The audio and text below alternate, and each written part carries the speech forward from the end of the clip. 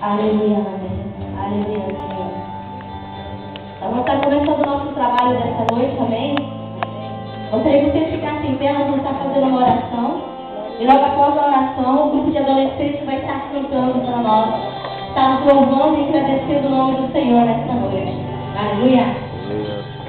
Senhor, nós te louvamos e te agradecemos por estar na tua presença, na tua casa, Senhor. Oh, papai, que esse dia, pai, que essa noite venha ser diferente, Senhor. Que eu venha estar nos ensinando e nos levando a te adorar em espírito e em verdade, oh, Pai. Que tudo que nós fizermos nessa noite seja para engrandecer o teu santo e glorioso nome, Pai. Abençoa cada pessoa que já se faz presente neste lugar. Aquelas que estão a caminho, Senhor Deus. Vai aguardando, Senhor Deus, e protegendo, Senhor Deus. E trazendo o teu povo à tua casa, Senhor Deus. Para que juntos nós possamos entoar louvores a ti. Engrandecer o teu nome e agradecer pela tua fidelidade, pelo teu amor, pela tua proteção. Por isso, Senhor, nos abençoe nesta noite, papai. Abençoa o louvor dos adolescentes, seja com eles, Senhor. Leva a tua igreja a te adorar, Senhor. Levantar as mãos para celebrar o teu santo e glorioso nome. Senhor, que nessa noite seja uma noite de milagres, uma noite da tua presença sendo manifesta no nosso meio. Venha falar conosco através do louvor, através da palavra que vai ser pregada. O pregador que você enviou nessa noite. Senhor, no nome de Jesus, vai quebrando cadeias nessa noite, ó Pai. Vai pedindo tudo aquilo que possa,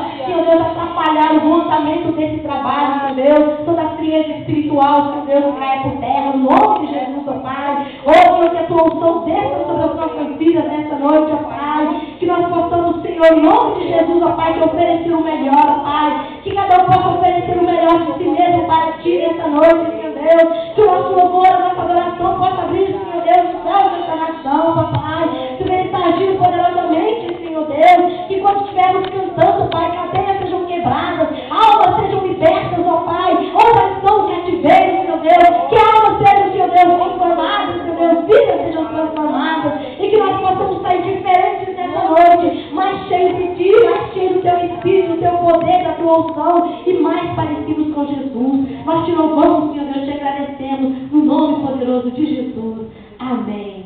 Você pode aplaudir o Senhor?